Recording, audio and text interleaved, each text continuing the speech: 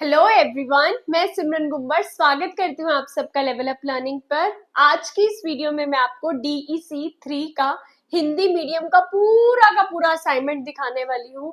कैसे क्वेश्चन होते हैं, कैसे अटेंड करना होता है, ठीक है जी। उसके साथ ये भी बताने वाली हूँ कैसे फ्रंट पेज लगेगा, कैसे फिल करना है, फिर आई कार्ड, कैसे क्वेश्चन पेपर और क्वेश्चन पेपर होता कैसे है, यानी कि तीनों question paper DC1, DC2, DC3 की एक PDF होती है, वो भी कैसे आप डाउनलोड कर सकते हो। ठीक है जी। तो ये सबसे पहले तो ये चीज देख लो क्या कि ये जो असाइनमेंट है, जिन बच्चों ने जनवरी 2024 या जुलाई 2024 में एडमिशन लिया है, ये उनके असाइनमेंट है। ठीक है जी। अब इसी के अंदर जब हम नीचे जाते हैं, DC1 का क्वेश्चन पेपर आ जाता है, 2 का आ जाता है और 3 का आ जाता है। 1 और 2 की चैनल पे वीडियो डाल चुकी हूँ मैं। आज की इस वीडियो में मैं आपको 3 के बारे में बताऊंगी। सबसे पहले क्वेश्चन पेपर देख लो, सत्रीय कार्य 3। ठीक है जी। इसके अंदर भाग क, ख, ग तीनों भाग करने अनिवार्य हैं और मैं आपको तीनों दिखाने वाली हूँ। ये रहा हमारा सॉल्व असाइनमेंट, जिसके अंदर हर चीज आपको प्रॉपर बिल्कुल सॉल्व दिखेगी। इससे पहले देखो क्या होता है, आपको ना गत्ते की फाइल में अपना असाइनमेंट देना होता है। ऐसे आप एक गत्ते की फाइल लोगे, उसके बाद आप एक ऐसा फ्रंट पेज लगाओगे जो कि मैंने यहाँ पे लगाया हुआ है। ठीक है जी। इसको भरना कैसे है अभी बताऊंगी। उसके बाद आप अपना क्या लगाओगे, आई कार्ड लगाओगे, क्वेश्चन पेपर लगाओगे, असाइनमेंट, और उसको फिर एक येलो लिफाफे में डाल के आपको सबमिट करना होता है अपने स्टडी सेंटर के एड्रेस पे। स्टडी सेंटर का एड्रेस कौन सा होता है? जब आपने 3000 का फॉर्म भरा था, सेकेंड लाइन में मिड में लिखा होगा स्टडी सेंटर कोड और उसका नाम, उसके नाम और कोड को कॉपी करके गूगल पे डाल देना, एग्जैक्ट एड्रेस आ जाएगा। बाकी सबमिशन के टाइम वो सब बताऊंगी। सबसे पहले आप ऐसा एक फ्रंट पेज लगा लेना। जब आप हमसे सॉल्व असाइनमेंट लेते हो तो हम आपको फ्रंट पेज भी देते हैं, क्वेश्चन पेपर भी देते हैं और सॉल्व असाइनमेंट तो देते ही हैं। ठीक है जी। इनरोलमेंट नंबर के आगे आप अपना इनरोलमेंट नंबर लिखोगे, जो भी है। नाम के आगे अपना नाम लिख देना, एड्रेस के आगे अपना एड्रेस, प्रोग्राम टाइटल के आगे हिंदी वाले बच्चे हो DECE, कोर्स टाइटल DC3 का क्या है, बच्चों के लिए सेवाएं एवं संचालन, कोर्स कोड क्या है DECE 3, असाइनमेंट नंबर। अब असाइनमेंट नंबर कैसे पता चलेगा? ये जो आपका असाइनमेंट का क्वेश्चन पेपर होता है ना, इसके यहाँ पर लिखा होता है DC3 सत्रीय कार्य 3 TMA 3 2024। तो बस फिर वही चीज को आपको यहाँ लिख देना है। स्टडी सेंटर कोड जो आपने 3000 का फॉर्म भरा था, सेकेंड लाइन में लिखा होगा, वो लिख देना है। अपना फोन नंबर, अपनी ईमेल आईडी, जिस दिन सबमिट कर रहे हो वो डेट और अपने साइन। ठीक है जी, जैसे मैंने यहाँ पे अपने कर दिए। उसके बाद क्या करोगे, अपना इग्नू का आई कार्ड लगा दोगे। आई कार्ड डाउनलोड कैसे करना है मैंने बताया हुआ है। फिर ये क्वेश्चन पेपर लगाओगे अपनी फाइल में, DC3 का भाग क ख ग, और फिर आपका असाइनमेंट शुरू हो जाएगा। ठीक है जी। मैंने यहाँ पर 2 साइड पे लाइंस ड्रॉ की हुई है ताकि नीट एंड क्लीन सा लगे। कई बार यहाँ पे होल्स हो जाते हैं ना फाइल में, तो फिर कोई भी डाटा छुपे ना। प्रॉपर सारे पेज नंबर मेंशन करोगे ताकि कोई भी दिक्कत आए ना। ऊपर बड़ा बड़ा लिख दिया सत्रीय कार्य 3 भाग क प्रश्न 1। अगर जिस हिसाब से मैं बता रही हूँ, इस हिसाब से अगर आप असाइनमेंट बनाओगे ना, देखना कैसे 80+ मार्क्स लेकर आओगे। ठीक है जी। पहला क्वेश्चन था, निम्नलिखित में से प्रत्येक को 500 शब्दों में स्पष्ट कीजिए। अब 500 शब्दों में लिखना है तो आप बिल्कुल एग्जैक्ट वर्ड लिमिट को फॉलो करोगे। 500 के 510 हो सकते हैं, 490 हो सकते हैं, लेकिन ये नहीं कि 500 शब्द बोले और 100 शब्द लिख के आए हो। ठीक है। पहला था विशेष शिक्षा, जिसे हम कहते हैं स्पेशल एजुकेशन। तो इसको कैसे लिखोगे देख लो, एक सेकेंड। ठीक है जी। अब इसको कैसे लिखोगे, आपने क्या लिखा है, विशेष शिक्षा, उत्तर लिख के पहले थोड़ी सी आप इंट्रोडक्शन दे दोगे। फिर आपने बताया परिभाषा और उद्देश्य, उसके बारे में लिख दिया। फिर विकलांगता की जो श्रेणियां हैं, ठीक है, कि सीखने संबंधी विकलांगता में क्या आता है, भाषा और भाषण और भाषा विकार में क्या आता है, ऐसे उसकी विकलांगताएं लिख दी। ठीक है। ठीक है। तीसरे पेज पे आए तो विशेष शिक्षा का कार्यवान। ठीक है। अब इसके अंदर था मूल्यांकन एवं पहचान, अनुदेशात्मक रणनीतियां, ये सारी चीजें, चुनौतियां, ऐसे लिखते गए आपने लिखा। फिर अवसर क्या है और एंड में निष्कर्ष आ जाएगा। ठीक है जी। निष्कर्ष आ गया। तो जब आप इन वर्ड्स को भी गिन के देखोगे ना तो आपको 500 मिलेंगे। 500 से 5 ऊपर हो सकते हैं, 5 नीचे हो सकते हैं, लेकिन ज्यादा डिफरेंस नहीं होगा। तो जब आप इस हिसाब से अपने क्वेश्चन को अटेंड करोगे ना, देखना क्या मजा आएगा। अगर मैं अभी आपको इस क्वेश्चन के आंसर को पढ़ के दिखाऊंगी ना, तो आपको लगेगा वाह सिमरन मैम, एक सेकेंड, ठीक है। सिमरन मैम आपने ना आंसर तो बहुत अच्छे लिखे हैं। एक बार इरेजर से ना इसको इरेज कर देते हैं और आपको बताते हैं क्या, ठीक है। विशेष शिक्षा एक अनुकूलित अनुदेशात्मक कार्यक्रम है जिसे विकलांग छात्रों की विशेष आवश्यकताओं को पूरा करने के लिए बनाया गया है। स्पेशल एजुकेशन क्या है उसके बारे में बता दिया। इसका उद्देश्य विकलांग छात्रों को उनके व्यक्तिगत अंतरों और चुनौतियों को संबोधित करके अपनी पूरी क्षमता हासिल करने का अवसर प्रदान करना है। देख रहे हो, एक एक वर्ड इतना सुंदर बनाया गया है, एक एक डॉट, एक एक लाइन को बिल्कुल प्रॉपर लिखा गया है, परिभाषा, ऐसे करते करते ना प्रॉपर फर्स्ट आंसर था।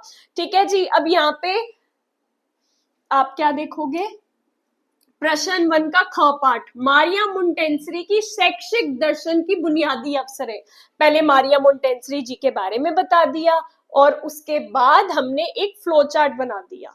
ठीक है जी। अब ये जो फ्लो चार्ट है इसके अंदर हमने लिख दिया मारिया मोंटेसरी की शैक्षिक दर्शन की बुनियादी अवधारणाएं क्या है, कि वो बाल केंद्रित शिक्षा पे फोकस करती हैं। पहला, कि वो तैयार वातावरण देने में फोकस करती हैं। शिक्षक की भूमिका क्या है, व्यवहारिक शिक्षाचार, सीमाओं के भीतर स्वतंत्रता, मिश्रित आयु वर्ग की कक्षाएं, संवेदनशील पीरियड्स, व्यवहारिक जीवन कौशल पर जोर और समग्र विकास। ठीक है, तो इस हिसाब से इन्होंने सारे पॉइंट्स को बताया हुआ है। पॉइंट्स को बताया है तो अब इन पॉइंट्स को प्रॉपर एक्सप्लेन कर दिया। फर्स्ट बाल केंद्रित शिक्षा थी, उसके बारे में लिख दिया। सेकंड तैयार वातावरण, उसके बारे में लिख दिया। आपको स्क्रीन पे आंसर्स दिख रहे हैं, एक एक वर्ड को पढ़कर देख लेना। एक एक वर्ड इतना सुंदर लिखा गया है। हो सकता है अभी प्रॉपर लाइट्स ना होने की वजह से आप ये वाले वर्ड्स को ना पढ़ पा रहे हो, बट जब आप हमसे ये सॉल्व्ड असाइनमेंट लेते हो, एक असाइनमेंट आपको 100 रुपीज का मिलता है जिसके अंदर प्रॉपर सारे के सारे आंसर सॉल्व होते हैं। ऐसे इसको सब कुछ करके एंड में इसका भी निष्कर्ष आ गया। ठीक है, तीसरे क्वेश्चन पे आए। प्रश्न 1 का ग पार्ट था क्या, किंडरगार्टन की विशेषताएं। अब पहले किंडरगार्टन के बारे में बताया, फिर उसकी विशेषताओं के लिए फ्लो चार्ट बना दिया और फिर उनके पॉइंट्स को विद उदाहरण समझा दिया। नीचे जाते गए जहां जहां उदाहरण की नीड थी वहां उदाहरण लिख दिया और निष्कर्ष लिख दिया। इस हिसाब से हम हमारे चाहे असाइनमेंट हो, चाहे प्रोजेक्ट हो, चाहे इंपॉर्टेंट क्वेश्चन आंसर हो, इतने बढ़िया तरीके से उसको प्रेजेंट करते हैं ना कि जैसा ही असाइनमेंट आपके एग्जामिनर के पास गया, जैसे ही उसने खोला उसको पता चल जाए इस बच्चे को तो मुझे 90 नंबर ही देने हैं, इतना बढ़िया असाइनमेंट जो बना के लाया है। ऐसे ही प्रश्न नंबर 2 पे आ जाओ। प्रश्न नंबर 2 एक नए पेज से हमने स्टार्ट कर दिया। साथ ही साथ आप देखकर चलना, दोनों तरफ मैंने लाइंस डाली हुई है ताकि नीट एंड क्लीन लगे। आप लाइंस वाली शीट लेना चाहते हो लाइंस वाली ले सकते हो, प्लेन लेना चाहते हो प्लेन ले सकते हो। क्वेश्चन ब्लैक पेन से लिखोगे, आंसर ब्लू पेन से लिखोगे। बीच में कोई हेडिंग आ रही है, कोई फ्लो चार्ट आ रहा है, वो कलर पेन से बना सकते हो। हर पेज पे आप पेज नंबर जरूर मेंशन करोगे। अब दूसरा क्वेश्चन क्या कहता है, समुदाय आधारित पुनर्वास के दृष्टिकोण के पीछे क्या तर्क है, चर्चा करें। देख लो जी क्या तर्क है। समुदाय आधारित पुनर्वास CBR विश्व स्वास्थ्य संगठन द्वारा विकसित एक रणनीति है जिसका उद्देश्य विकलांग लोगों के जीवन की गुणवत्ता को बेहतर बनाना है। इसके लिए समाज में उनके समावेश और भागीदारी को बढ़ावा देना है। प्रॉपर एक्सप्लेन करा। ठीक है जी। उसके बाद बताया समावेशिकता और सुलभता के बारे में। नीचे चले गए और उसको एक्सप्लेन करते गए। एक एक वर्ड, एक एक हैंडराइटिंग इतनी सुंदर लिखी हुई है। एंड में हमारे पास क्या आ जाएगा, निष्कर्ष आ जाएगा। हर क्वेश्चन में निष्कर्ष डाला है। निष्कर्ष लिखोगे तो 10 में से 10 नंबर भी मिल सकते हैं, 9 तो मिलेंगे ही मिलेंगे। फिर हमारा नया क्वेश्चन आ गया, क्वेश्चन नंबर 3। अब मानसिक मंदता वाले बच्चे की विशेषताओं और लक्षणों का वर्णन करना था। ठीक है जी, वर्णन करना था तो उसके बारे में भी बता दिया हमने, उसके बारे में भी लिख दिया सारी चीजें क्या क्या है, कहाँ कहाँ पर आएंगी, और एंड में निष्कर्ष आ गया। चौथा क्वेश्चन, अब उसमें 3 सामाजिक दृष्टिकोणों के बारे में बताना था जो अक्षमता के प्रति समायोजन के रास्ते में आती है। लिख दी दया और सहानुभूति, अति संरक्षण और आश्रय, और कलंक और रूढ़िवादिता। ठीक है जी, अब दया और सहानुभूति कैसे वो देते हैं और इसका बच्चे पे क्या प्रभाव पड़ता है। आत्मसम्मान और पहचान में दिक्कत आती है, सामाजिक संपर्क में दिक्कत आती है, प्रेरणा और आकांक्षा में दिक्कत आती है। प्रॉपर सब कुछ एक्सप्लेन किया हुआ है। ऐसे ही जब आप नीचे जाते जाओगे तो प्रॉपर सारे आपको आंसर, सारे के सारे क्वेश्चंस के आंसर्स आपको दिखते जाएंगे। ठीक है जी, तो ये बेस्ट तरीका होता है आपको अपने आंसर को लिखने का। अब जैसे मान लो हम लास्ट क्वेश्चन की तरफ बढ़ते हैं। लास्ट क्वेश्चन में क्या था, ये देखो, बहुत ही प्यारा क्वेश्चन था, मैंने बहुत दिमाग लगा के सॉल्व करा। 2 संदेश बताएं जिन्हें आप इस रणनीति के माध्यम से प्रसारित कर सकते हैं। ऊपर ना महिला से महिला कार्यनीति के बारे में पूछा हुआ था, तो पहला संदेश तो हमने ये दे दिया कि कौशल विकास के माध्यम से सशक्तिकरण। एक वुमेन दूसरी वुमेन को समझाती है क्या, कि अगर हमारे अंदर कोई स्किल्स होंगी तो हम भी जॉब कर पाएंगे, पैसा कमा पाएंगे, और घर में ज्यादा इनकम आएगी तो हम ज्यादा चीजें अच्छे से कर पाएंगे। ठीक है, उसका महत्व बता दिया। महत्व बताने के बाद संचार रणनीति कैसे फॉलो करेंगे। दूसरा संदेश, स्वयं के स्वास्थ्य को प्राथमिकता देना। हम देखते हैं महिलाएं जो घर की होती है ना, वो क्या करती हैं, बच्चे का ध्यान दे लो, पति का ध्यान दे लो, सास ससुर का ध्यान दे लो, लेकिन अपनी हेल्थ को तो ध्यान देती नहीं ना। तो महिला से महिला कार्यनीति से हम ये मैसेज को भी आगे बढ़ावा दे सकते हैं, इसका महत्व और कैसे संचार की रणनीति फॉलो होगी उसको प्रॉपर लिखा गया है। मैं लिख के दे रही हूँ, इससे बढ़िया आंसर आपको कहीं मिल ही नहीं सकता। मतलब कैफे वाले से ले लोगे, कहीं से भी ले लोगे, उन्होंने कुछ भी लिखा हुआ है, उनके किसी एक आंसर को पढ़ के देखोगे ना तो तुम सोचोगे बे भाई पैसे वेस्ट कर दिए, और हमारे आंसर को पढ़ के देखोगे वो तो तुम पढ़ के देख ही सकते हो। उसके बाद आ गया भाग ख। भाग ख आपके पास जो प्रैक्टिकल मैनुअल बुक आती है उसके अंदर ये जो एक्टिविटी अगर आप अभ्यास 9 कर रहे हो तो उसमें लिखा होता है क्या क्या करना है, उसको एक्सप्लेन करना होता है। तो हमने यहाँ पे अभ्यास 9 करा है, उसके बारे में बताया, उसका उद्देश्य लिखा। उद्देश्य लिखने के बाद हम आ गए उसके क्वेश्चंस पे, क्वेश्चन का इंटरव्यू हुआ, उसके प्रॉपर साथ में आंसर्स आ गए। ठीक है जी, आंसर्स आने के बाद उसकी यहाँ पर रिपोर्ट आ गई। रिपोर्ट के अंदर हमने क्या चीज समझी वो आ गई, और विश्लेषण।